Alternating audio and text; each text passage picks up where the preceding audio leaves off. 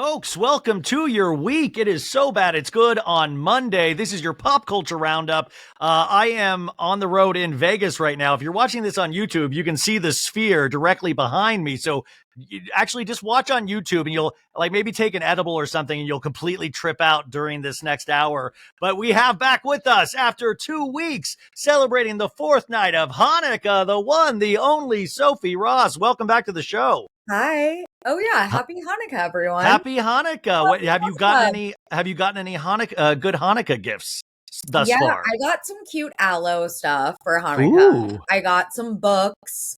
I'm all right. Hanukkah gifts so far. We actually What's that? By the way, sorry. I know that I'm not supposed to eat on the podcast. Oh my God. Here we go. I understand that.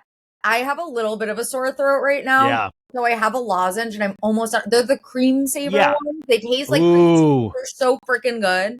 But Cream saver. You want to save that sensation of a cream saver. I'm so sorry. I'm so sorry. Hey, listen. Hey, we're going to get comments regardless of what we do. So just be you. True. Just be you. Either way, no matter what I say, it'll be like, that girl sounds like Scheana.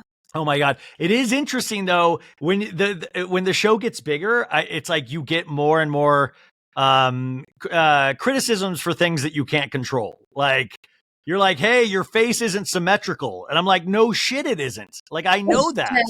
I know. This is a podcast. Which is fine. Everyone is like entitled to their opinions. It's just not a voice comparison that I would wish for. Oh my God. That I would wish Sophie, on my worst enemy. Oh my God.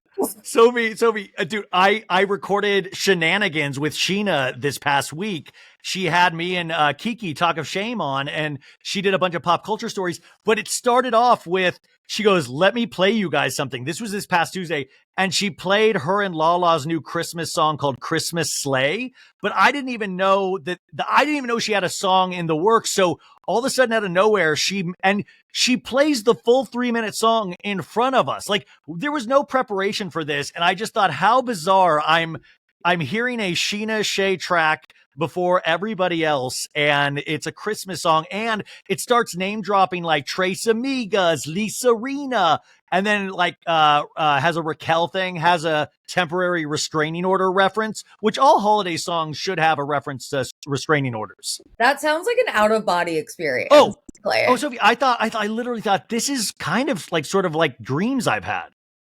Oh my God. Well, is it like out yet?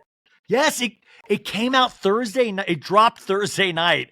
It's already out there, folks. I played it at a holiday party and it went over so well. There's some fa la la la la's in it. And Lala and Scheana, I don't know why they don't do a full duets album at this point. Did you see? Okay, I'm going to listen to it right after this. Yeah, you got to. They need to work on their marketing, their buzz a little. Why? Because it came out Thursday and I had no idea. No. Well, see, okay, so I'm telling everybody, go listen to this, add it to your holiday jam collection. Look, I am fairly active on like Housewives Twitter, Vanderpump Twitter.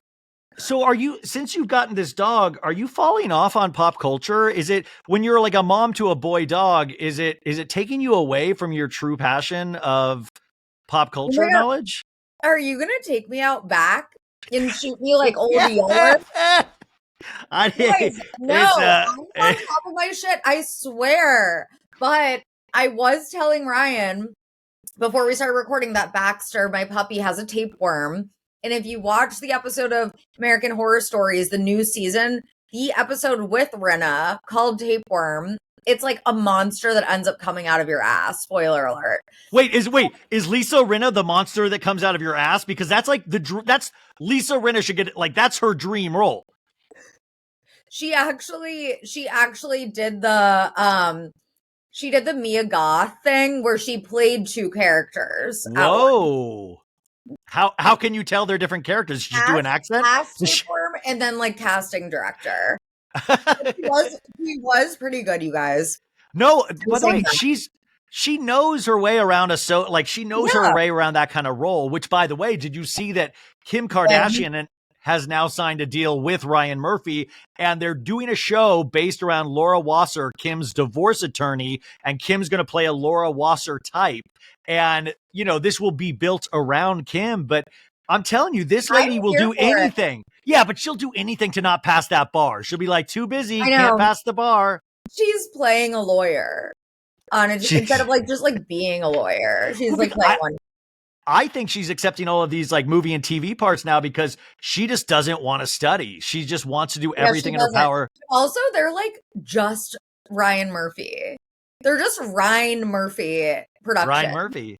Ryan Murphy. Ryan Murphy has such an interesting career because he did Nip Tuck, Glee, American Horror Story, movies. I mean, he does really good work, and then he does like some really cheesy good work. It's like different tones, but Kim will be able to do like he will make sure that Kim does not look bad in any of this.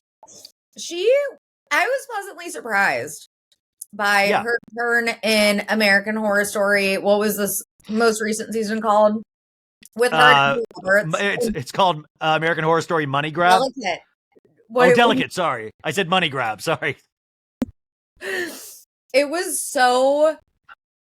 Nothing happened. Nothing happened. But like it was bad, and they had to stop because of like the writer's strike. Yeah, they stopped like before even like anything happened. It was 5 episodes of nothingness. But Kim Kardashian was surprisingly good, and you know I'm the last person to say that. And I don't know. I'm like most curious about her character's arc. Well, the arc of a character, folks, is very important in anything because you get to see where the character starts, where the character ends. And I only watched a handful of episodes, but I saw the trailer. So I'm assuming just from like watching, I'm assuming Kim is part of the evil cabal that wanted the character to have a baby. And then she's probably going to take the baby, right? That's like the vibe I'm getting. Yeah. So like we'll see if the second part of the show ever comes out. Like I don't even think they started refilming it. Well, I think there's so much right now that like if they decided to not film the rest of it, I think we'd be all okay. Like, do you need? Okay, but I think in the back of my mind, I would like forever be a little bit annoyed that they just like never finished that show. And it was 5 episodes of like I wasted my time. But it's like, I don't need to know the finish of Tristan Thompson. I just want him gone. Like, I don't need to know where it ends up. I just want him done. But let's do that with TV shows and movies too. Like, do I need to see 2 more Avatars? Like, I get it. No, it's awesome. Not. Great technology. But on the other hand, I do need 7 more seasons of Santa Clarita Diet. And that just disappeared on a cliffhanger. Everyone was so, I remember, I'm still mad about that. Like, Justice for Santa Clarita Diet. Seriously, Drew Barrymore was amazing. I know that she has plenty going on. She's fine. Timothy Olyphant, or is it Oliphant? Oliphant. Timothy Olyphant is so sexy also. And then also, what's his name? The guy, the meme, Skylar. Oh, I know what you're talking about. And then Van from, okay, I'm sorry, you guys. I'm going on a rant now. Guys, Santa Clarita Diet is a very interesting show to pick because not a lot of people talk about it, yet you still will scream its praises. I have not moved on. Like, wow. I'm still pissed off about it because it ended on a cliffhanger. It's a Netflix thing, you know? Netflix always famously, unceremoniously cancels shows.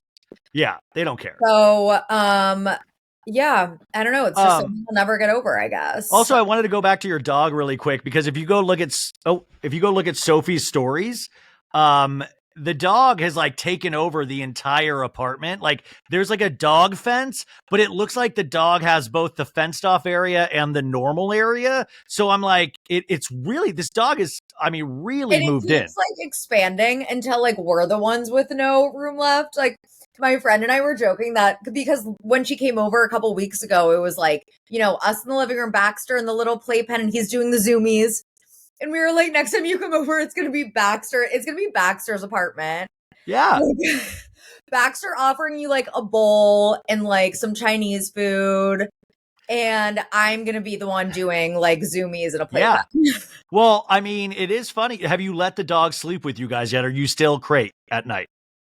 We have been grading. Last night was an exception because he hasn't felt well. Oh, that's how it's...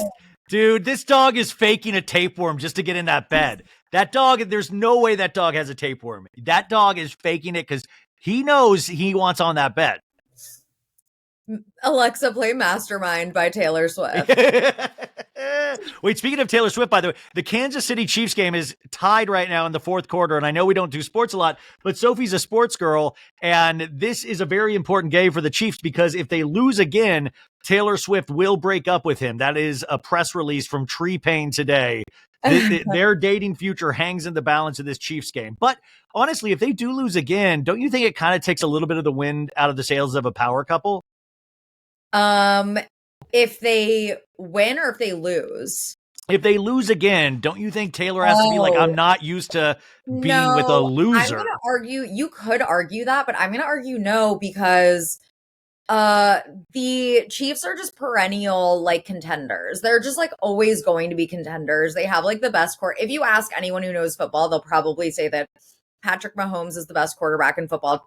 Travis Kelce is probably the best tight end in football. They're just like very talented. They're going to be fine.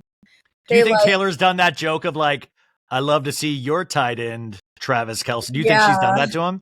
Yeah. And she's like, set hot when they're in bed. She's like, let's play tackle this time. Let's play tackle. Let's not just touch, let's tackle. Okay, so actually this is great because Page Six did this article that's saying that, you know, they're really pushing this. Travis is potentially going to ask Taylor to marry him and going to do a surprise party. And I think these are so funny because I don't think there's a lot of truth to any of this, but I do think it's funny. Like, what if there was truth and Travis is like, fuck, it's supposed to be a surprise and now she's going to see it.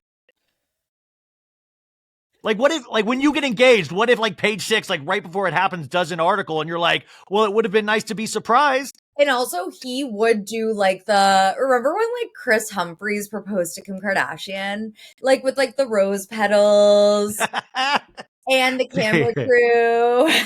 Poor Chris Humphries, dude. That guy really got destroyed in a lot of ways because of that Kardashian marriage and relationship. Oh, yeah. I think he had it worst of the Kardashian curse, quote unquote, that you could argue have happened. He's definitely came out worse. Well, and I saw pictures of him recently. He was on a yacht, so he's like doing fine, but he was like looking off into the distance. And I always just there's just a deep sadness about him. Yeah. Like every time I see a picture, I put on him that he's deeply sad. I'm like, God, he's probably just looking into the abyss of the ocean, just wondering where it all went wrong. I'm sure he has a lovely, lovely life, but I think he's like sad all the time. I agree. What do you think, like, in terms of Kathy Hilton? I think she might be doing too much for the holidays and Christmas lately. I feel like, why are they like always at a holiday? Yeah. Like, I'm getting confused at which holiday parties is whose holiday party. Like, it seems too much. I thought it was like the one, but it turns out Kathy's had like 7 different ones at this point, and I see her popping up in other people's holiday photos on my Instagram feed. Yeah, like, what is that all about? Like, is that, I don't know. Like, is it just because, like, I'm Jewish? Like, what is with, like, your people? Well, I mean, I listen, we know Mauricio is Jewish, but Mauricio's not part of the family anymore. True. Did you watch Beverly Hills this week? Okay, don't hate me. I watched everything else. Wait, Sutton pulled a joint out of her purse and you didn't watch it? I'm trying to prove my point that I'm still on top of Bravo, but I watched Potomac, Salt Lake City, Winter House, and Southern Charm because those are on my priority list over Beverly Hills. You chose Winter House? You chose Winter House over Beverly Hills? Yes. Okay, make your argument for Winter House because this past week said, make your argument right now because I was with you 2 weeks ago. I saw a lot of people talking about how like painfully cringe the Danielle and Alex situation is. And that was like, I was like, okay, I need to watch this. Like, I think there's something like, even though it's like secondhand embarrassment, it's also like so fun to watch. Well, explain that to the audience that doesn't watch Winter House. Danielle's doing something very interesting, but I think we've seen a lot of our friends that are girls and friends that are guys have done this kind of behavior. Explain what she's doing. So Danielle from Summer House and Alex from Below Deck, and this is my first time being introduced to Alex, start hooking up. And he's like this cringy, long hair, like icky, like conventionally hot with abs, but like kind of like a freak. Like tribal tattoos on the back. Tribal tattoos, right. So she and Alex start like hooking up, and she says that she is just looking for fun after her breakup from Robert. And obviously that's not what ends up happening. She's going full hub house, like going kind of insane on him, has clearly gotten very attached, has feelings for him, and like cannot deal with him. Like he just talking wants to other women. Talking to other women. So it's just, you know, as you can imagine, she basically is going full like hub house a little bit. Well, it is sad because we all like Danielle, but Danielle seems to be an interesting character. And Alex was on Watch What Happens Live this week and said, because they did a reunion for this, which I thought, you know, there's only two things really to talk about with a reunion, but they did a reunion and said that Danielle came in guns blazing about Alex. But Alex, to me, it doesn't seem like there's a thought going on in that guy's head except for being good looking. One-sided beef. It's a one-sided beef because it's like you have these feelings that he doesn't have. Like he's just like, I wanted to have fun. Like I literally don't care about you. In the last he's episode, like, I wanted to get it in. I wanted to have sex. Danielle literally overheard him and Jordan, the girl from Summer House Martha's Vineyard, who I think he has an actual crush on, talking. I think they might actually be dating and they haven't revealed it yet, by the way. Wow. Yeah. But anyway, Alex, like she's talking about Danielle and he's like, dude, Danielle sucks. Danielle fucking sucks. She hears the guy that she's like in love with saying that about her. And then she doesn't think she's like, talking in the mirror. She's like, you can do this. Yeah. You can do this, Danielle. Like, and that, yes, and then, but then if he gives her attention, she's like cool again. She's like, oh, it's cool, da da da. Like, I just don't like. But by the way, you know who she's dating now? She's dating Joe Bradley from Southern Hospitality, which is premiered on Thursday night.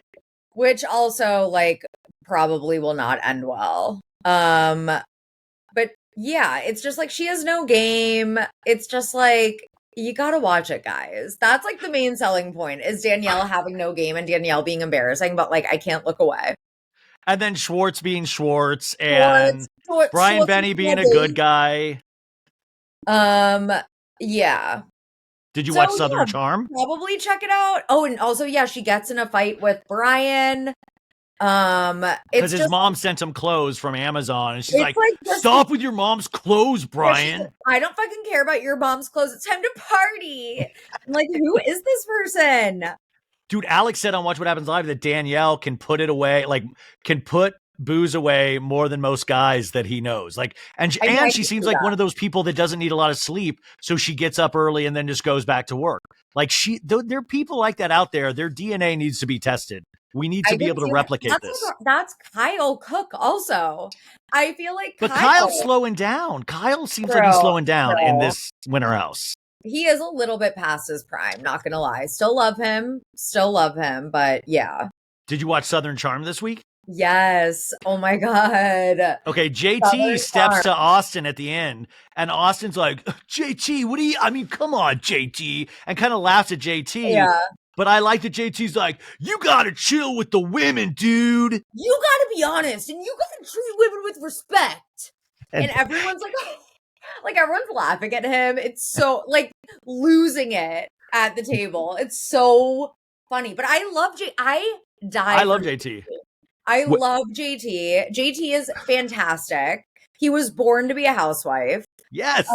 Yeah, he's great. And basically the crux of the issue, which I think a lot of viewers might be getting bored with this storyline, but I'm still kind of enthralled by it. Yeah, the Olivia Taylor stuff, right? Austin and Taylor are clearly lying and they're in too deep with their lie now that they only kissed, even though they clearly fucked. Like everyone knows they fucked.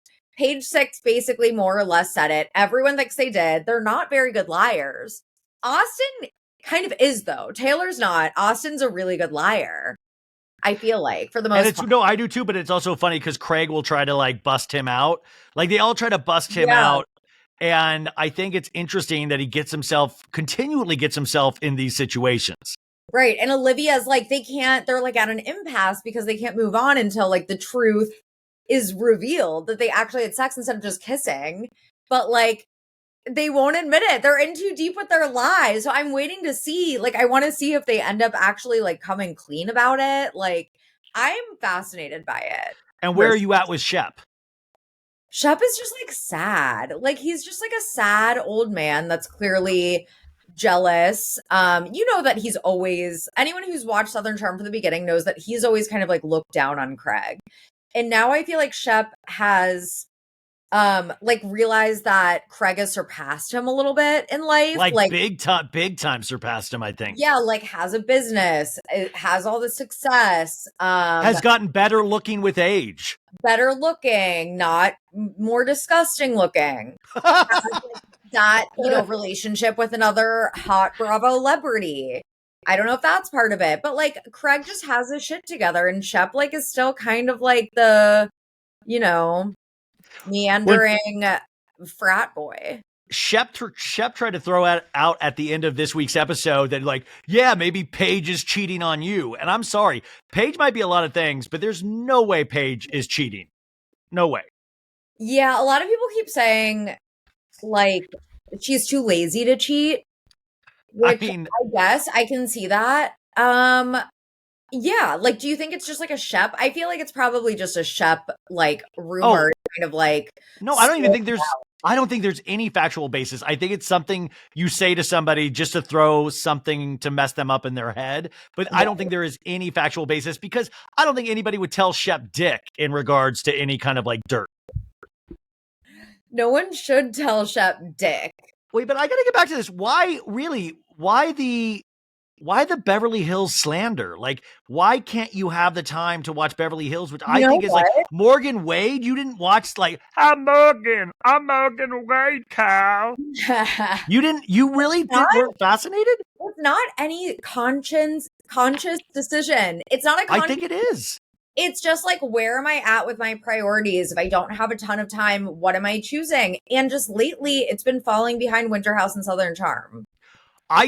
Southern Charm I can understand, but there's no way Winter House should be taking precedence. You're right. I don't have a good excuse. I really don't. I don't have a good excuse. I enjoyed the last episode. I remember it's always the same where I've watched everything else except Beverly Hills, and I need to get back, you know, with my priorities.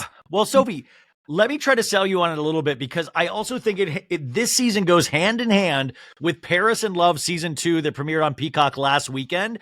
And Paris in Love season 1 was whatever. It was so-so. But the second season, if you're missing Kathy this season on Beverly Hills, she is in Paris in Love season 2 throughout. And it highlights what an insane, what a bizarre family that the Hiltons come from. And you see why Kyle is the way she is. You see why Kim is the way she is. And in Paris in Love, Kathy, the way Paris is scared of Kathy is very interesting. So much so that she did not tell Kathy that she had her son until the baby was like 1 month old, and then showed the baby on camera to Kathy for the first time. It is mind-blowing television. It is mind-blowing. Why? Because was she scared to tell Kathy that she was like using a surrogate? Well, she didn't tell anybody. So they kept this even from his family, the husband's family as well. But they just wanted it to be for them. But even through the course of the 9 episodes, you just realize, and they did the same thing with their daughter, who they just announced last week as well. And I think the daughter's name is London. But it's so bizarre. And it's so interesting how Kathy was friends with Michael Jackson, because there are certain qualities that Paris Hilton has that are very Michael Jackson, with the affect and voice, with how they how the world, I don't know, how they move through the world in terms of celebrity. And you got to see it because there's weird scenes of like Paris not knowing how to change the baby and like handling the baby differently. And I'm definitely not mom shaming, because I think everybody has their way that they approach it. And I think Paris is such a different person than any of us. Like that you've got to watch it. You just got to watch it. Logan's life, I'm like, okay, that sounds actually very interesting. I think I'm going to check it out. But I am so interested in Nikki Hilton's life. She's in it a couple episodes too. She's interesting. She married into the Rothschilds family, like one of the wealthiest families in the world. And I'm just like so fascinated by that. Like I would not come against Kathy though. Money. But like, no wonder Kyle's scared of Kathy. Everybody should be scared of Kathy. Like Lisa Rinna, what she did, like Kathy will get the last laugh with Rinna coming after her at the end of last season. Scared. Talk about a tapeworm. Should I be scared of Kathy? We should all be scared. Like the fact that we're even talking about this right now, like we should be on notice right now. Oh my God, I'm nervous. Oh, she could end any of us, period. Like, I probably won't have a podcast next week. Like, it's done. Well, but at the same time, I respect and fear her. I don't just fear, I respect her. Oh, totally. The fact that like she could even play kind of like the same way Paris does in that Michael Jackson way that you were saying. It's like a different persona put on for the cameras. What do you know about this Benny Blanco?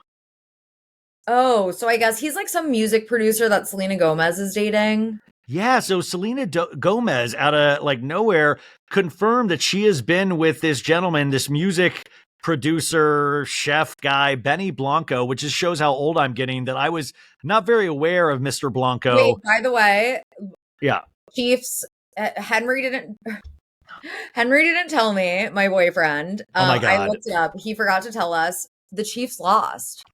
Oh, dude, now the negative press, like the sports press, is going to be negative about Taylor this week. Tree Payne, you've got a big week, Tree Payne, Taylor Swift's publicist. Ooh, that's not good. The Chiefs, ooh. Wow, it's fun when you're winning. It's the Taylor Swift stuff is fun when you're winning, but it's not when you're losing. Oh God, now the Swifties are like Chiefs fans. Like Chiefs front office, like they need to get their shit together. Oh my gosh. My friend in Kansas who has been on the pod before and explained, like, I mean, she's got to be livid right now because she's a Swiftie and a big KC Chiefs fan. It's got a bad way to start the week. Oy, not good. Okay, sorry. So this Benny Blanco, you guys. Benny Blanco. So Selena like went wild on Instagram and like started like responding back to Instagram comments. But the reason like a lot of fans, I guess, are weird with this relationship because Benny is also one of Justin Bieber's friends. And Benny said that Justin Bieber wasn't like those pop stars who are cookie cutter and has a makeup line. And a lot of people, he said this a couple years ago in 2020, and a lot of people took that to mean he was slamming Selena because she has that rare beauty line out. So supposedly he's badmouthed Selena in the past, but now fans are up in arms that they're together. And Selena's like, this is the happiest I've ever been in my life.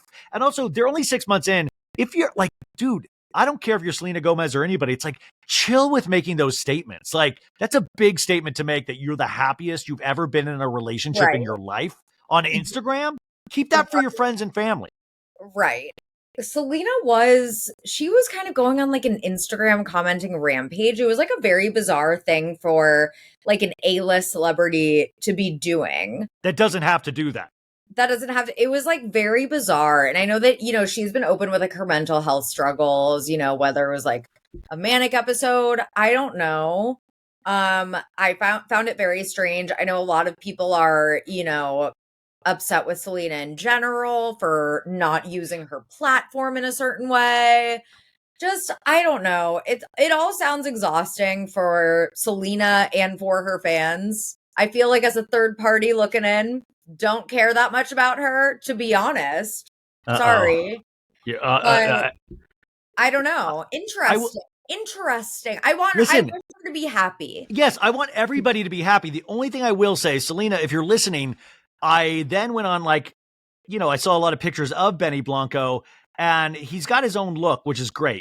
But part of his look is he has like this unibrow, like there's this big chunk of hair in the middle where the two eyebrow, like the, you know, it's like a Bert and Ernie kind of unibrow. And I just want her to encourage him to like do something with that, unless that's how kids are wearing their brows these days with the unibrow. Is that like a new thing?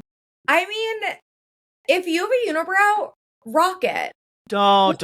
What are you doing, Sophie? Don't. Don't let Ryan. No. Shame you. Wait, don't. I like the thick eyebrow. You know, listen, thick or thin eyebrows, they're all brows. But when you get that middle brow coming in, like, I feel like we should step in as a society and do something. A model. That's like a thing though. There's a model, like a woman model. Okay, we've got to stop. There's a model for everything now. That's ridiculous. Signature is the unibrow. And she's like, you know, hot, obviously. Yeah, but remember when they were doing the no brows a couple years ago, and like Rinna's daughter, Rinna's daughter Julia Fox did it all, and it like scared the shit out of me every time I saw it. Rinna's daughter Amelia like still has something weird with her brows. I think you could have ended that sentence with weird. Yeah, I mean, true. Yeah, very true. They scare me a lot. I was talking about that. How do you think that? Because I've seen Lisa Rinna on so many fashion show red carpets in the last couple of weeks. Do you think that's exhausting after a while to like keep doing that and like keep trying to get new weird looks to like? Oh, 100%. She's like, so you think of the word thirsty. There's no one that defines thirsty more than Lisa Rinna.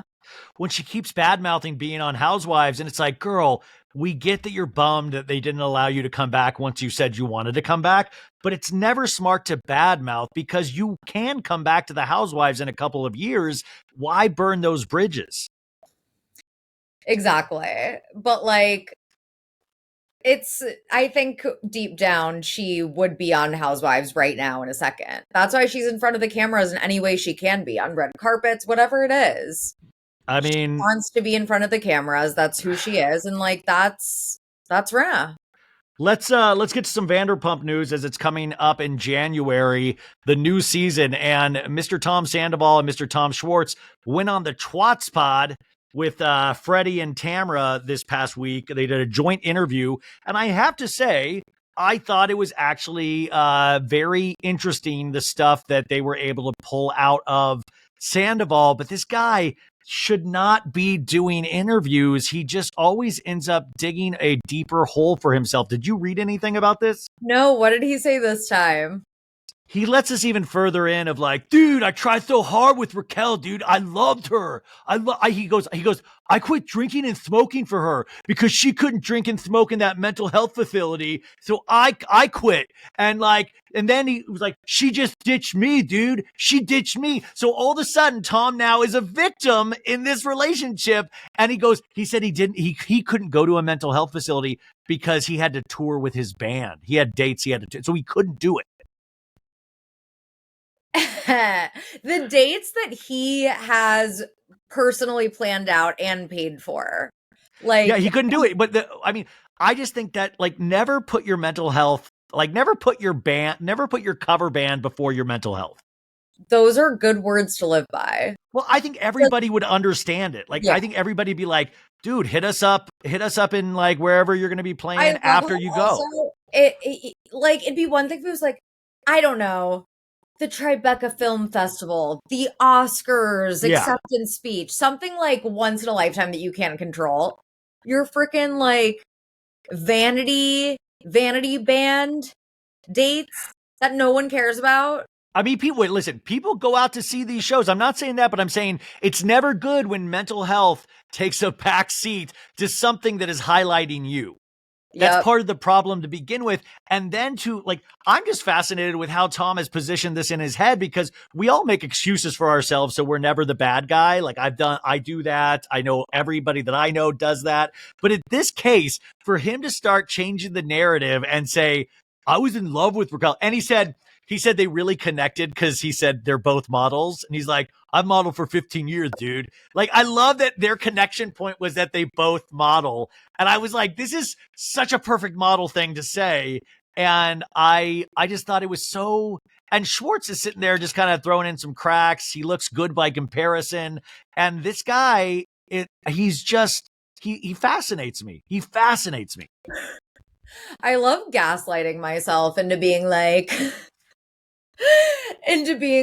yeah, I would have gone to rehab or mental health facility if it weren't for like, all of the busy things I have going on in my social life.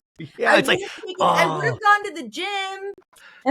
Yeah, I'm sorry. It's just they don't have HBO Max in the mental health facility that I would go to, and I got to finish out Succession this season. I would otherwise, but I want to watch all the episodes before then I can actually get to actually fixing myself. So I just find it really kind of weird, because I actually didn't get even though this has been out now for about a week and a half, but I wanted your take on it because we also got the announcement in January we're once again put out of business in podcasting because Rachel, the artist formerly known as Raquel, Rachel Goes Rogue, produced by Bethany Frankel, will premiere in January.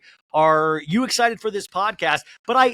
Are you excited for this podcast? That's the question. I don't think she has the...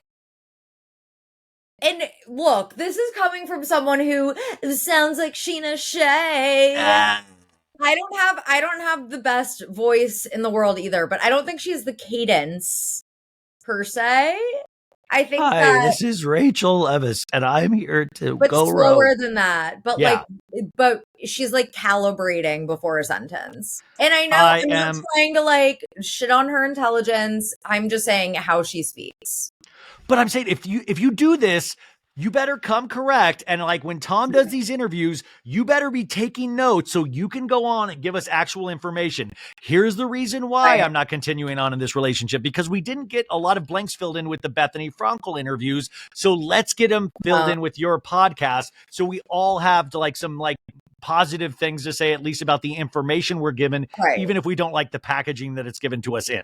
I don't blame her because she's not going back on, she's not going to be in the new season. So like, how is she supposed to get her side of the story out and like people, like see her as like a 3-dimensional human being again? You know? I mean, I guess sometimes it's like, maybe you don't need to get your story out, but if you're going to be on the red carpet at like Jingle Ball, obviously you want to play in this sandbox again. So I do think there's a world and I told Scheana this to her face. I see a world in which Rachel comes back for season 12 of Vanderpump Rules. Ooh. Because think about it. I can see like the teaser trailer already. Where it's like the shoes. Remember when Kristen was like coming back with the flip-flops?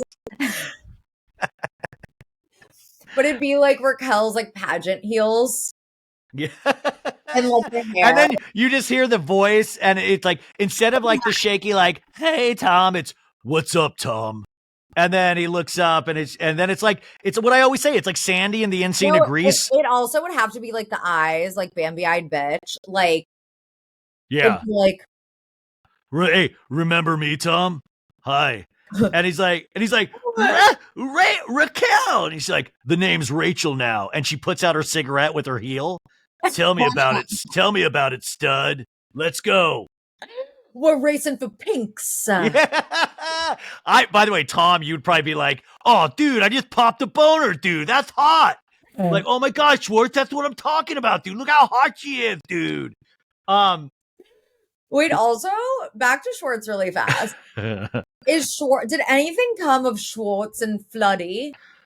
No, I think, Katie Floody was on Watch What Happens Live with Alex this week, and Katie Floody said they're friendly. I think it's one of those kind of things where she really likes him as a person, and she's like, oh, it's nothing serious, but we're still friendly and we still text, but nothing. I think he has a lot of relationships in his life like that.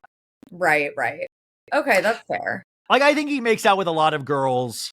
Totally. And doesn't go further than that a lot of the time. Totally. And he's just such an easy, like, to be friends with guy. Like, just friendly. Yeah. Which, by the way, Terry Maloney, Mrs. Maloney, Katie's mom, reached out because she lives in Vegas. And she was like, oh my God, you're in Vegas. And I was like, because I didn't get to see her at BravoCon. And I was like, Terry, if you're listening, I know you listen sometimes. Hi, we love you. Oh my God, hi, Terry. Yeah, she's awesome. Icon. You're an icon. She really is. Well, by the way, Terry said, I don't think she does. I don't think she wants to now, but Terry, I thought she would be a great Golden Bachelorette. Like they had the Golden Bachelor on ABC. Ooh. Terry Maloney as the Golden Bachelorette would be amazing. But then she said after like that article about Gary Turner, in his past, because he was presented as this widow that had never dated and that he had dated in between, going on the show and stuff like that. It was kind of like this hit piece the week of the Golden Bachelor. But Terry was like, well, now I don't want to go on the show. But I was like, Terry, go on the show. Show him what you can do. You're the Golden Bachelorette. I guess the ratings were like insane. Like ratings really were good. So good for Golden Bachelor. So I think they probably are going to do Golden Bachelorette with one of the contestants. Oh, definitely. So then Terry will probably have to wait for the next cycle. But 100% I would watch that. Oh my God. What if Tom Girardi is the next Golden Bachelor? Let me tell you a story about when I met John Wayne. Let me tell you my John Wayne story. Oh my God, from the prison yard. Yeah, it's the Golden Bachelor. It just takes place through prison glass. I'm sorry, he's like on death's doorstep. Like, I feel like at least like these ones were, you know, robustly upper middle age. Oh yeah. No, they were all appropriately aged women, but they were 60s. all beautiful. They all very active, but they were in their 60s, which I thought, because I was scared they were going to have like a 75-year-old bachelor and then 30-year-old women. And I was like, oh, this is so creepy. I thought it was going to be really creepy in that way, and it wasn't. I thought it was beautiful. I cried every episode. That's what everyone said. Yeah, I need to finally watch it. Back to Vanderpump Rules. Ariana took third place in Dancing with the Stars. She made it through the entire season. Listen, I was hoping she would win it, but Xochitl, I think I'm saying her name correctly, from Marvel, she took it. She was amazing. I don't really follow dance a lot, so I watched Ariana's performances and a couple of other ones, but I was bummed. But she took third, and she made the announcement that she is coming to Broadway, folks. She is going to be in Erika Jayne's Chicago on Broadway as Roxy Hart starting in February, which will be during season 11 of Vanderpump Rules. What do you think? First of all, that's like, if I were to have like a vanity Broadway appearance, it would be as Roxy Hart. And like, that is my favorite musical of all time. Come on, babe, why don't we paint the town? And all that jazz. Yes. So Erika Jayne, like, and all that jazz. I'm Erika Jayne. I'm gonna dance. So Ariana, I think, will be great in this. On everybody's lips is gonna be Ariana. So she announced on, I think, Good Morning America on Wednesday that she was going to be doing this. And listen, Broadway does stunt casting all the time. I think this is great because Ariana, I think, is talented singing and dancing, and she can act. And I know her dream has always been, we found actually the sound clip on my podcast with Ariana where I was like, you need to do Broadway. And she's like, that's my dream, to do Broadway. And I think, like, so good for her. And this is why I fucking hate, I say it every week now, how much I hate Twitter. Because like all the negative, like I saw people bitching about her on being on Broadway. I'm like, how do you think Broadway works? And also, you bitching about Ariana on Broadway, you probably don't go see Broadway shows. It's perfect casting. Yeah, like, come on. You live in Arkansas. You're not the one that's going to be, seeing Ariana on Broadway every week like I am. But how do you think Broadway works? They do those kind of castings all the time, especially in Chicago. Castings are very, very common, and it's 8 weeks. From what I think, it's 8 weeks. It's like, you know what's great is that'll be during prime of Vanderpump airing, so I think it'll be good because it'll take her mind off the bullshit that will come up every episode on this show. I'm so excited. Yeah, me too.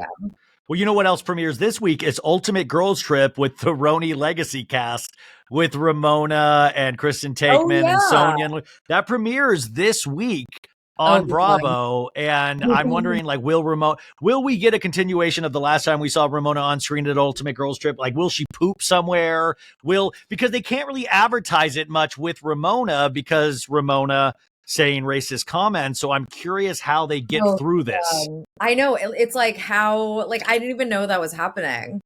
Yeah. Yeah, I know. Isn't it weird? And this usually would be like really heralded, and it's kind of like light promotion. Like Luann's out there she did an Uber One commercial. Yeah. Sonia, Kristen. Yeah, but it's like, it is wild, but it also goes to show you, don't be a fucking idiot in how you live your life. Don't hire Ramona. Like that's all they had to do. Is I mean, at this point, I don't think they'll ever hire her again. Yeah, liability. Kind of, yeah. What else are you watching, Soph? What else am I watching? Bad Surgeon on Netflix. Squid Game the Challenge. Oh my god. Squid Game the Challenge. We're upset. I love. What episode are you on? Because they finished it. So I went, like, I've watched 6 episodes, but I will say those first 5 I loved so much, and I got to say I was kind of bummed in who they, who went through. Like I wasn't as emotionally invested as I was the first 5 episodes because my favorites didn't make it through, and I didn't love. Crazy. It does make you feel like they actually just die, because it's like they'll be making you become obsessed with this person, and then all of a sudden they're dead, and they simulate they're getting shot in the chest. Yeah, and then they play dead, and it's so funny. They lay down and pretend they're dead. It's so hilarious. Well, I don't want to spoil it, but the winner of this says that they still have not received the $4.3 million prize money. $4.5 million. $4.5 million. But I will say that's normal though, because game shows usually, I've been on a couple game shows. Game shows don't usually pay out until 3 months after it's aired. Why? But I will. But, I think it's just in terms of, I don't know, just because they don't want to spoil anything. They don't want you to spend the money before it's aired. But also the fact that made the press, and I'm like, they didn't warn this person not to keep their mouth shut about that. That was the big headline of winner still not paid from Netflix's reality Squid Game show. I mean, you at least have to give them a good chunk to live on for a little bit. I would be still a good chunk. I'd be where's my money to live on? To get a job. They consider this free money. No, I would literally be where the fuck is my money? You'd be the worst nightmare on a game show. Wait, how far through Squid Game do you think you could make? We get through the challenges. Could you make that first one with green light, red light? Here's the thing. It really feels like so much of it is chance and luck. It's literally they in the reality show, there are parts that aren't in the real show where they actually have contestants vote someone off. It's so much of it is chance. I think based on strategy, I could see myself going far. But because I have terrible luck and I feel like the universe is always conspiring against me, I would say that part would get me. That I would just be one of the people that was just yeah. Yeah, I forget. Well, the red light, green light, the first one with the big doll, and it's you have to stop and go. I would immediately die because I have I'm so doofy with my body, and I trip over my feet a lot. Same. When I would freeze, I know I would just fall. Same. I know I would die immediately. I'm so clumsy. There was a girl also that froze in a squat, and she was I can't do this. And wait, did you read about that? Because it turns out she was squatting for 45 minutes because they edit it. But there was no communication with producers. They really put them in this kind of desensitized game area. So they didn't it was really people dressed up in Squid Game suits. And that lady said she had to hold that squat for 45 minutes. And that's why she finally, certain people on the show, it's edited differently, so it looks like they just gave up. Those people were in positions for hours. That's so inhumane. It actually is an okay, but it's $4.5 million. Okay, right. I know we talked about this 2 weeks ago. We did. But it actually, after watching it, they were very inhumane. The way that they emotionally torture them and manipulate them also, it's actually kind of, and they're fighting over food, in the real Squid Game. Well, that's the point. It's not supposed to be hold your hand and love the world Squid Game. It's Squid Game, where it's based on death. I don't know. I can see why they'd be okay, this is bullshit. But again, it's $4.5 million. So yes, I want to see some drama a little bit. And that's why I'd be so pissed if I went home based on one of their just chance, Yeah. Oh, wait, did you see this story that so Billie Eilish recently, this is interesting, she supposedly, or she didn't, she came out, but she kind of lightly came out, but I think but then she was asked about it after she came out in this interview. She was asked about it on the red carpet, and it was a very charming interview that was done by a lesbian woman, and she was so cute in the interview, and Billie was yeah, I always thought just people knew, and I'm well, I didn't know, but also I don't care. But then Billie Eilish said, I'm done talking about it, you guys, stop bringing it up. I understand that too, but when you're on a red carpet like that, even doing the interviews I do, you're told beforehand what you can and can't answer, and the fact I feel like she knew exactly what she was going to get asked. And also the PR person, and especially with Billie Eilish, because she's so successful, that PR person would be right there going, you can't air that. You can't air that. Exactly. So I don't get what game this is, but also I don't like, good for you. Good on you for being bisexual. Like I'd be proud of that. That's amazing. Awesome. Great. But then don't complain about being asked about it. Like you're the one that said it originally, and people are going to be curious about it. Right. Like I know that like maybe someone asked, but like most of us didn't. So. Well, anyways, congrats to Billie Eilish. Sorry if you hate that we're bringing it up. Did you watch, I know this has been out for a couple weeks now, but did you ever end up watching Love Has Won about Mother God? The 3-part docuseries on Max? No, the documentary. I thought you were going to ask me. Watch that before Beverly Hills. You've got to watch it. Okay, fine. I will. Your boyfriend will love it too. Like it is so shit can bananas. Okay, we're going to watch it. But also, did you watch May December? I did. What did you think? It was like so weird. It was like, so. I'm fascinated. Guys, I have met many people recently that don't remember Mary Kay Letourneau. Okay, Mary Kay Letourneau, you guys, explain who Mary Kay Letourneau is for the people who don't know. It was the biggest scandal in the late 90s. And I was, a young child, but even I remember this because on the cover of every magazine, my mom got all of the gossip rags. And she was a teacher that fell in love with her 6th grade student. And they ended up... What was his name? Billy? His name was Billy? Billy, yeah. Yeah, something. And that's the difference also in the movie. I think that it's Charles Melton. I think he does a good job. Half Korean, or full Korean. I don't know. In the movie, Korean. In real life, Billy was Polynesian. Yeah. Anyway, so it's loosely based on this story of Mary Kay Letourneau. I talked about this on my Patreon on Friday because I was really blown. This movie kind of stayed with me in weird ways because even the music is very heavy-handed and dramatic. Yeah. Todd Haynes, great director, but also a very interesting, different kind of director. But Julianne Margulies and Natalie Portman, they all hit it. Julianne Moore, sorry. Who did I say? Julianne Margulies. Oh God. Dude, but I'm just saying it stayed with me. Like it's weird, but it stays with you. Yeah. It's a crazy story though, because it actually does make you like Mary Kay Letourneau always insisted that they were genuinely in love because they ended up getting married later on in life. And they wrote a book together called like If Loving You Is Wrong. It was a coloring book, to be fair. I mean, he was young, so yeah. Sorry. It was like, but then you watch the movie and you're like, it really makes you think about that type of relationship. And same with the president of France.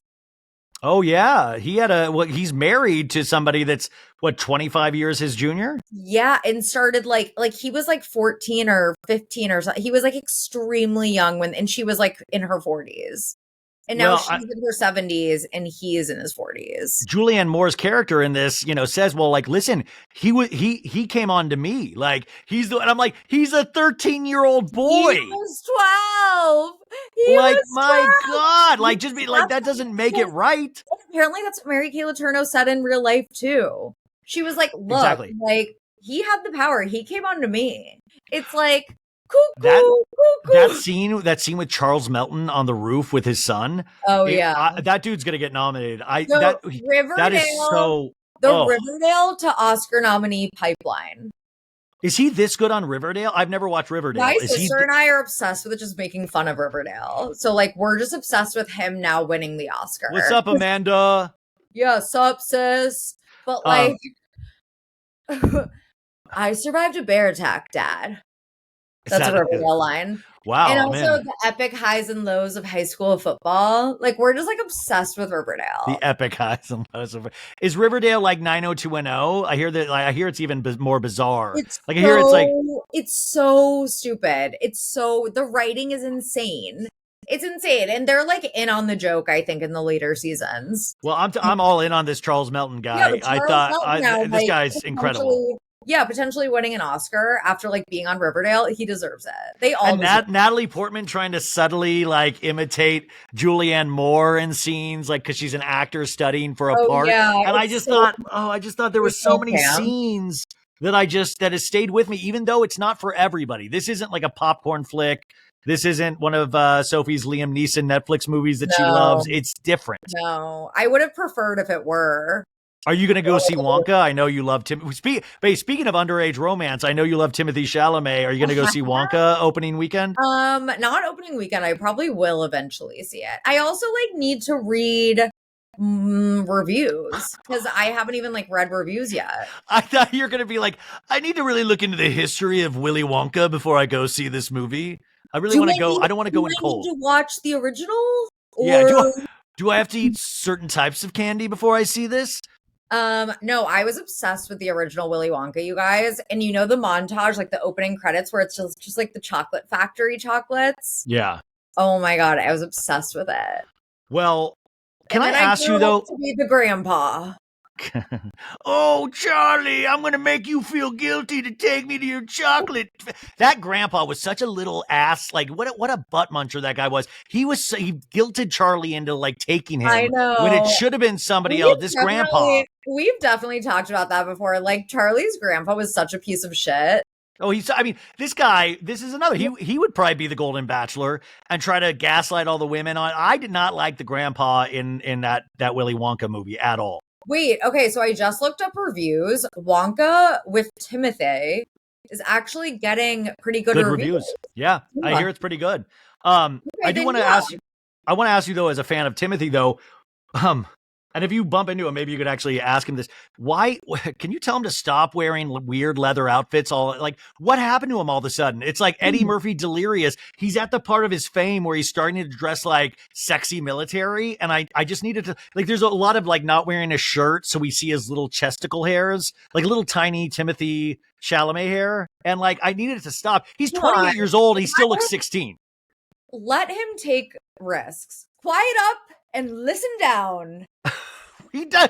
I don't want take risks with your work, dude. So wear some normal clothes. No, you're dressing like a superhero. No, I love that he's a little fashionista because how many actors are like that? I love that about him. You know who the last one was? Johnny Depp. Depp.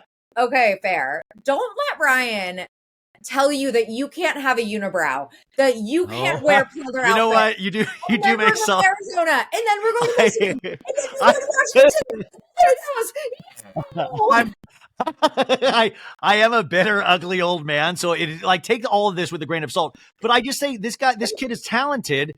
I don't even want to call him a kid. He's 28 years old, but he's I'm tired of seeing his little nips going out on Wonka interviews, and I know this Kylie Jenner is behind it. Oh my God. I had Emily Orozco from Access Hollywood. They do this Housewives Nightcap podcast now. She was on and she went to the Wonka interview thing overseas, and she had finished interviewing Timothy and Hugh Grant and watched them get off on the elevator, and she was waiting for the next one, and guess who comes strolling by? Kylie Jenner. Really? Kylie came on the next, so Timothy went down, Kylie swoops in all in black leather, like the Matrix. I was like, you could probably smell her before you even see her because it's all just new leather coming through. That's not good for my agenda. No, I think Kylie's potentially dressing him.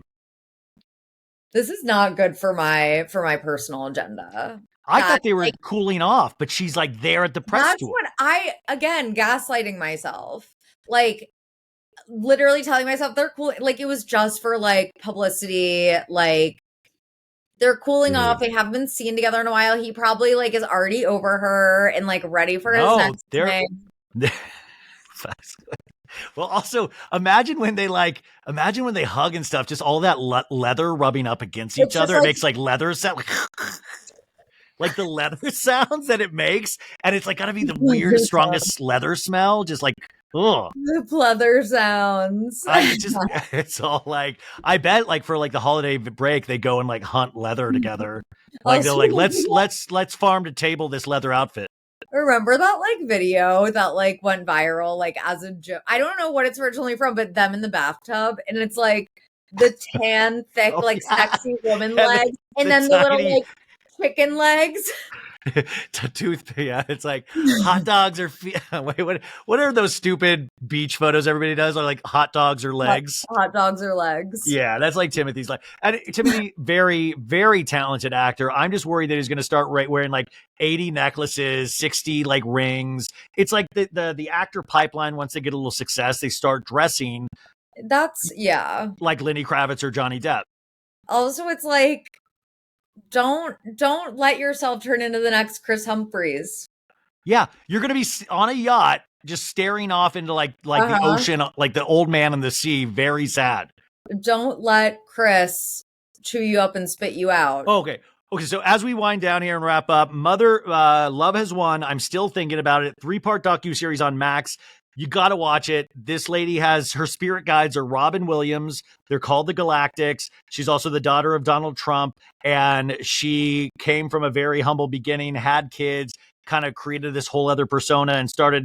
It didn't really it wasn't a hugely successful cult, but like she was an alcoholic. And it turned out like they've always made excuses of like, oh, the reason why she's dying is because she's saving all of Earth.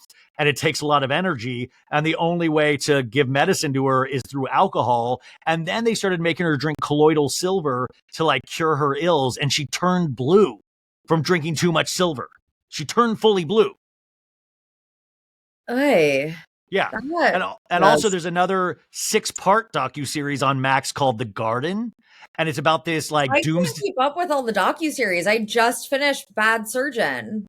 See, so Bad Surgeon's worth watching? Bad Surgeon I thought was pretty good. It's like Tinder Swindler. It's like this hot scam artist guy. But he's like doing bad surgery. Yeah, but he's also like fucking people up like medically and like killing people. So he gave Monica Garcia from Salt Lake her injections. Oh, that was Beauty Lab and Laser. Sorry. He used to work at Beauty Lab and Laser. It's a story about a staff member from Beauty Lab and Laser. But anyways, this garden is about a doomsday cult, but it is funny because it's like a 6-part kind of reality show thing where it's like they even try to kick out this one girl. Like imagine getting kicked out of a doomsday cult of they're like, we don't want you here. And she's like, wait a sec, this is like a doomsday cult. Like I should be here.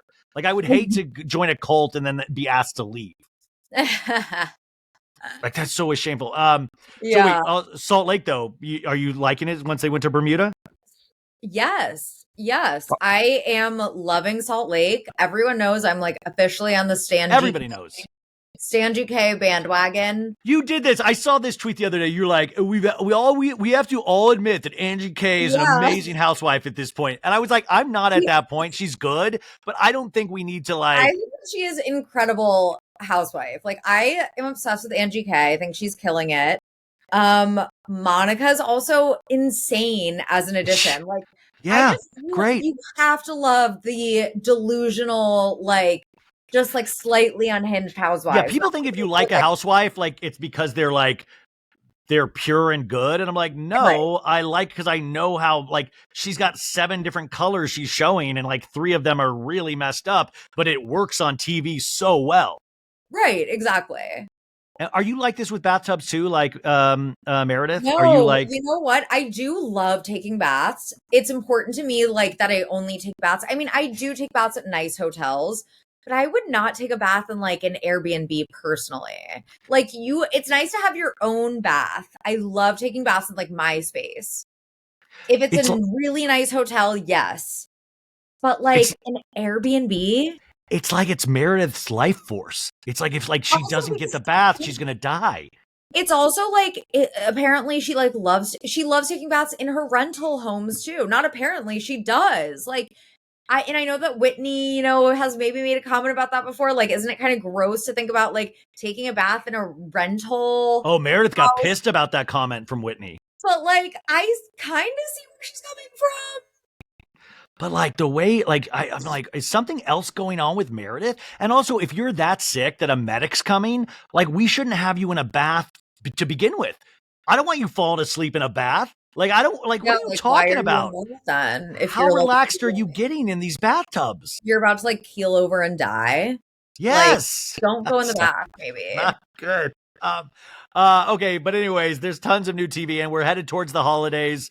Or we're in the holidays. We're fully in the holidays. It's just coming up so fast. Anything else that you're watching that you want people to know about or oh my God. pay attention to? Yeah, May, December. I already talked about Saltburn 2 weeks ago. Loved it. Wait, no, we know. I don't think we talked about Saltburn. We didn't? No. Did you? No, you knew I had interviewed the director and stuff like that, but we texted about it. We texted about it. Did you like it? What did you think? Yes, I'm right. Wasn't it weirdly good? I've seen it twice. I know. I think I'm gonna go see it again. If I was in high school, I would have been obsessed with that whole thing. No, with just the whole movie. It would have been like. It would have been the entire personality. Yeah, my new personality. Yeah. And like you would like only apply to like Oxford College. Yeah, exactly. I mean, I really would love to hear like teens talk about this movie because I loved it. I would love. I loved it. I thought it was amazing. I think that it should be more in the conversation, the Oscar conversation, but I know it's not going to be. And I think that's because it's like kind of like hip in a sense. Like there's a hipness about it that I think will push Oscar voters away. And Priscilla will probably get a little bit of a push in terms of what's his nuts, who's the one of the leads in Saltburn, Jacob Elordi. He plays Elvis in the Priscilla movie, and that's gotten so it'll be interesting. Which I also want to see. I do want to see Priscilla. I'm like too scared at this point to watch that new Julia Roberts movie. What's it called? Oh, leave it all behind or something on Netflix. Leave the world behind. That's it. Yeah, I'm scared of watching that because I've heard like just why it's into the world stuff. No, it's just like apparently it's really boring. So like I'm a little I thought you were scared to watch it for a certain reason just because it's boring. I'm scared to watch something that's apparently as boring as I'm hearing it is. But it could be really good. I've also heard, it's kind of good. So okay. Well, there is so much to see. Obviously, we can't keep up with the cult documentaries. And I will tell you, after I went and I'm going to talk about this at the beginning about my experience at the Sphere, but I will tell you, like, the world's done. I talked with like an AI robot for like 15 minutes today at the Sphere. Like it's over. Like we're done. There's going to be this AI robot uprising. Like I don't even know why we keep like funding this shit because it truly is wild. Like this fucking robot's like looking at me, like laughing, making like I was like, does the robot have a crush on me? I was like, and then I was like, wait a second. And then I was like, do I have a crush on the robot? Then I was like, what the fuck? It's a robot that like knows everything and is like making jokes with me. I'm like, funnier than I am. Like I was so upset leaving. I can't wait to like live in this new robot world. And then maybe I can be Roxy Hart on Broadway in the robot. Oh my God. Or what if the robot takes over for Ariana at by the way, also this would be great. After Ariana, let Tom Sandoval have that same part and then we can judge who did a better job as Roxy Hart. I think it's gonna be Ariana. He's gonna be in his like Sia wig as Roxy Hart. By the way, wait, by the way, I say another season, he's gonna go full Bowie Sandoval. He's gonna do like Garth Brooks had like this persona that he played. What was it? What was the persona? Chris Gaines. Chris Gaines, and he released like this kind of. It was like an alternative. Oh my God, that was. And he had a wig with a soul patch. I bet you anything in a year, Tom Sandoval will have a Chris Gaines moment where it'll be like, I'm a character on stage, dude. This is Randy. This is Randy, dude. I'm Tom, but that's Randy. And I wear I do a different musical styling. No, but it's going to be more like Sasha Fierce, Oh my God. By the way, I love the Beyonce Renaissance movie. I know a lot of people have not seen it yet still, but I love that. I saw that last week as well. There's also speaking of, I guess now I'm just thinking of the Eras tour. There's a new Eras tour installation pop-up, I guess, in Lower East Side, right by I'm not going to like dox myself, but it's very close to my apartment. So New Yorkers. Is it official? Or is this like an underground Apple Music installation? So New Yorkers could be a fun activity. They're calling the Travis Kelce the Errors Tour after today. Because this guy can't win anything, right? He won Taylor's heart. Hey. Hey, and we're also throwing a lot of healing energy out towards Joe Burrow and all of the Cincinnati Bengals. Okay, his backup QB, Jake Browning, has been looking real good. We've won the past 2 games, knock on wood. So you're saying we don't even need Joe Burrow? We don't need Joe. Wow. I'm over Wow. him. What a fan. What a fan. I'm over him. It's Jake Browning season. What is it? Wait, I'm going to talk like I know about sports now. Hey, are the Bengals still in contention? So are we looking at, could they grab a playoff spot? If the playoffs started today, the Bengals would be in a wild card spot. That's great. They're still in the hunt, baby. Let's go. Oh my God. I like when they call it the hunt. That's why you got to watch Beverly Hills. Erica Jane did a monologue that she was like, I hunt big game. I'm a hunter. I go out there and hunt the big game. And that's Vegas, baby. It's really good. I love it. Well, wait, what? So like what is the She's talking about getting, like, her and Mikey Minden are talking about getting back, like the Erica Jane character, the pretty mess life. And they were like, she's like, remember when we used to run Santa Monica Boulevard, all the gay bars? And he's like, oh my God, girl. Yeah, we've got to get back to that. I would love to. I'm a performer. And then she's like talking about how she hunts big game. And for her, that's Vegas. And it's all leading up to this Vegas show. That is, it's like you can get it like $10 a ticket, which I would actually probably I would go see if somebody bought me a ticket. But it is funny how she speaks about herself like she fucking is Sia. Like she thinks, like, I wonder what perception she had. Like, do people give her numbers from like certain markets where I don't know. It just shows you, just always believe in yourself. Never let anybody tell you differently and just push forward. Tom Sandoval, Erica Jane, they all just keep their head down and push forward. Delusional as fuck. It sometimes does help. Obliviousness helps, period. I'm not joking. And hunt the big game. Get in the hunt. Sophie Ross, happy Hanukkah. Please tell your family I said hello. This was so fun. I love it because this is no work when I talk to you. And happy holidays, everyone. Love you. Good luck. And also good luck with the dog's tapeworm. I'm sure the dog will be in bed tonight. I will keep you guys posted on the tapeworm situation. I'm not using your dog's name because I don't want to dox your dog at any. It's going to be, the tapeworm's just going to be Lisa Rinna coming out of Baxter. Yeah, Harry's Bolognese. Okay, so love you. I'll talk to you in a couple weeks. Bye.